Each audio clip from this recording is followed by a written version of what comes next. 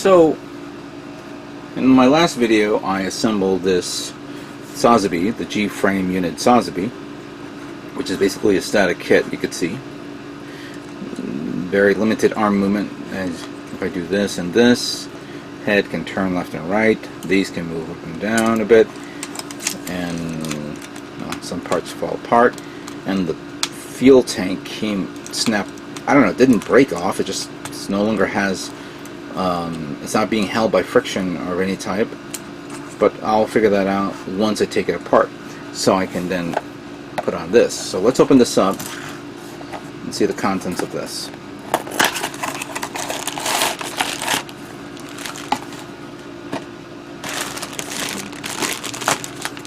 More gum.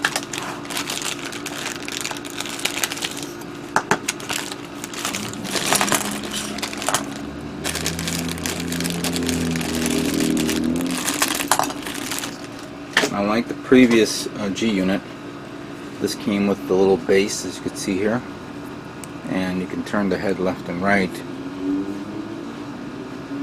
I'm also noticing something that I'm going to look at in a few moments, so let me put this to the side for now. Here's the shield. Very good detail on the shield. 3 color tones. It's molded in one plastic. I don't see multiple plastics on this. This is all one mold.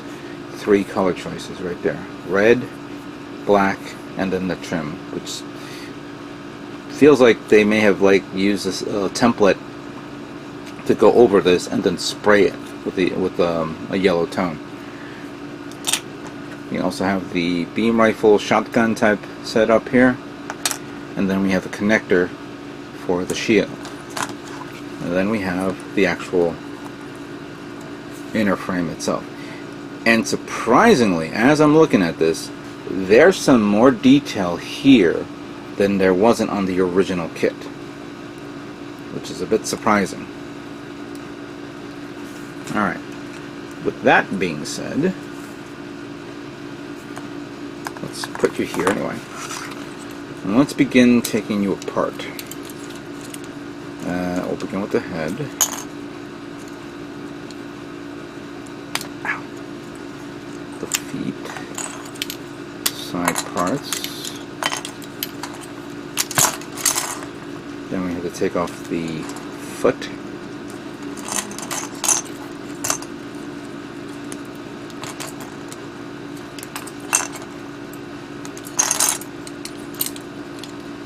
Then the waist unit parts.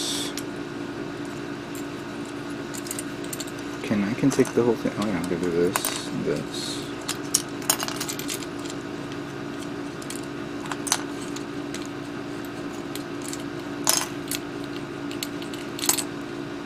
Might as well take this off.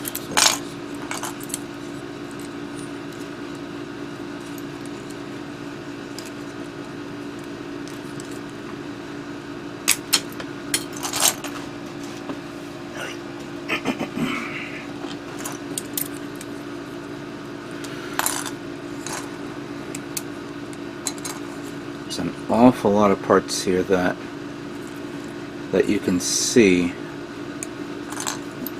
They never sanded off. I gotta remove the backpack. Oh, I see. There's a section here that I guess you gotta push it in. There we go. So you actually feel the pressure there, so that this can move around. Plus, there's a little gap holes here. This is, this is not supposed to be the most accurate build, but with time and effort, you can make it more accurate than the original.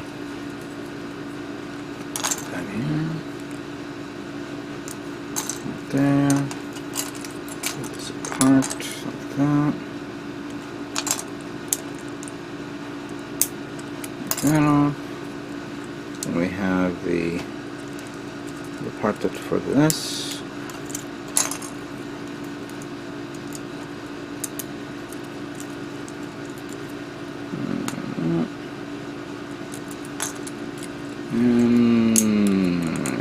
Maybe I should take this off. Can I take it off? No, you're gonna have to pull the whole thing out.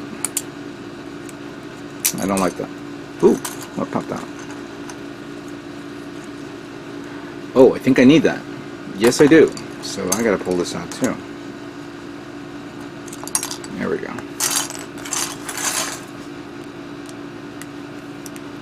There you go. So there's a side-by-side comparison of the, if I can get this to stand up right, come on, there we go. Here's what the inner frames look like. Which is, this one's, again, very static, very hard, not that much of maneuverability or posability, but this one, of course, which if I tap it onto it, it's gonna, you'll have more maneuverability there. Its arms bend, its waist can turn left and right, but I don't know, because of the inner frame waist, that will probably be hindered by that. But I can understand it because of what it is. It is identical in height, except for some reason I feel like this one's a little taller, even though its leg is spread out.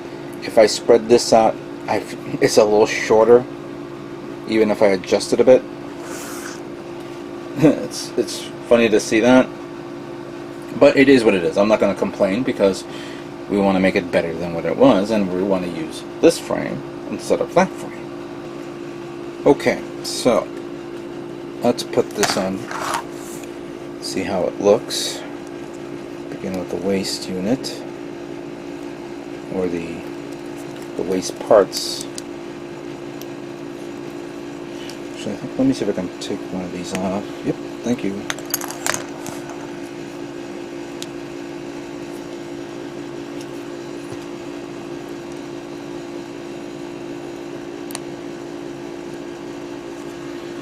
Then this one is going to go around here anyway.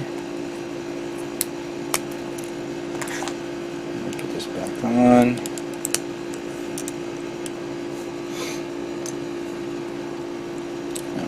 There.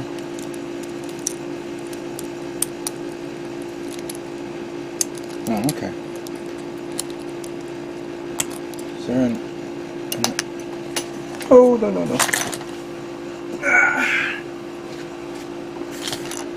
Alright, everything has to fit in a specific way, so where is that part? So this one goes here. This one goes there. That one goes there, but I'll put it on later. This one goes in here, like that.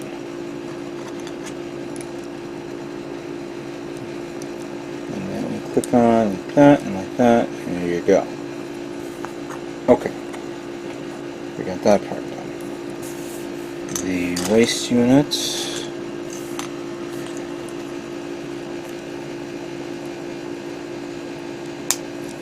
Goes there.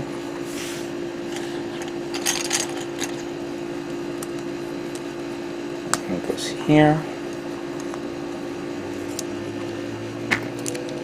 Whoops, sorry.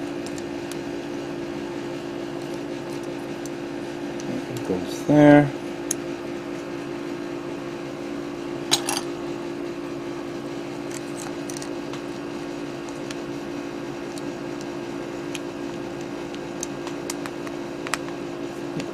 Like that. Alright, okay. And we have this one that goes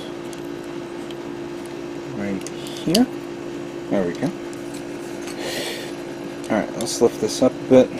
So we definitely need to slide. Let me see, we have that. That's the shoulder. I believe that's, I don't know. That's for this, this. Where is the calf armor? There we go. Not the, yeah.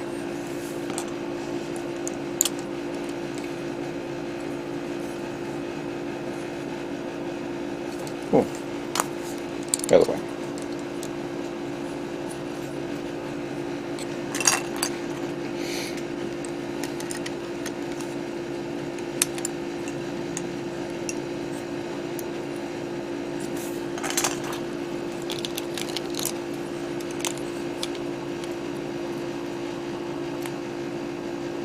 You know what? Before I put that on and this on the feet.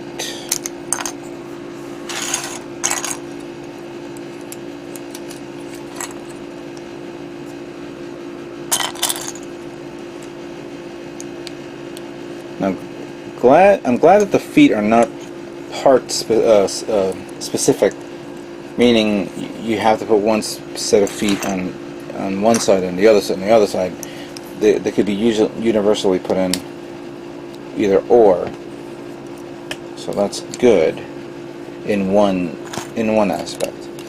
Right, so that one goes here because that goes there. And nope, that does not go there, but this does.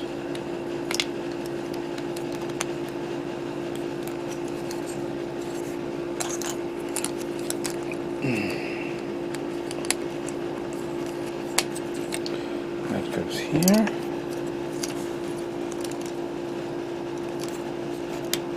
That goes here too.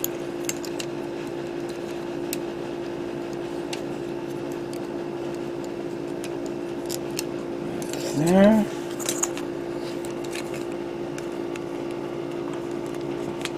It's there. Alright, so the feet are done. The legs are done, I mean. Feet and legs are done. Now,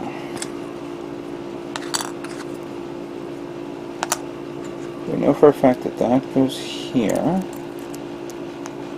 And before I put that on, I'm going to put this one on like this. Might as well take care of both of them. Yeah, let's put the arms first.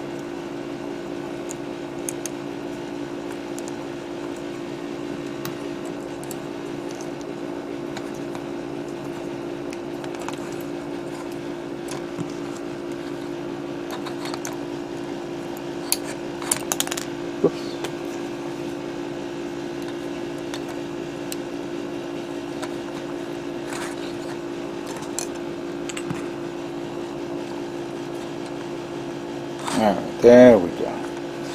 And then shoulder parts.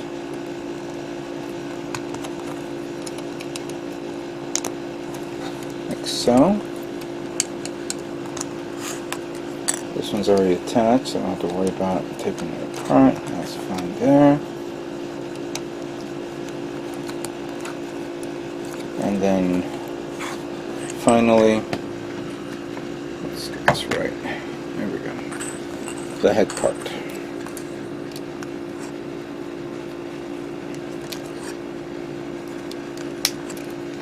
There we go.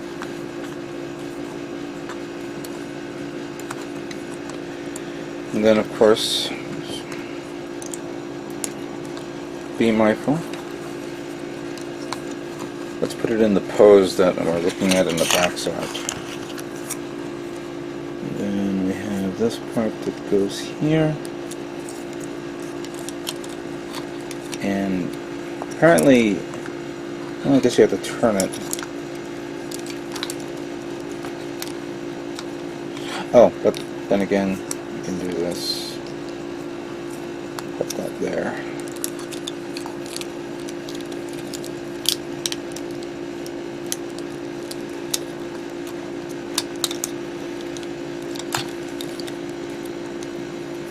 Come on, get in there.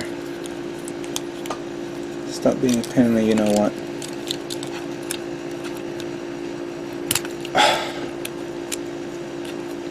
Well, I don't remember the high grade of the master giving me this problem. There we go. There we go.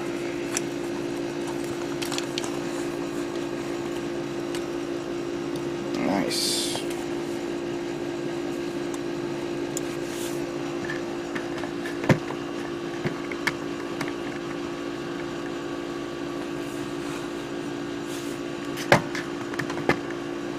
There we go.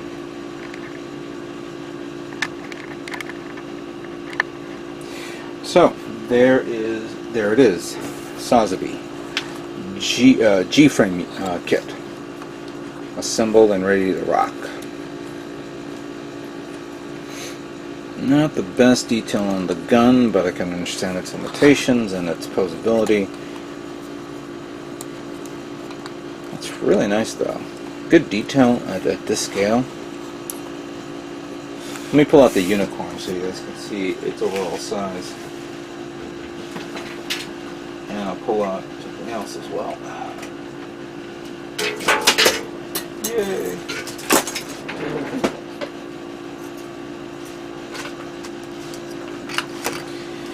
Now, so you understand, these are not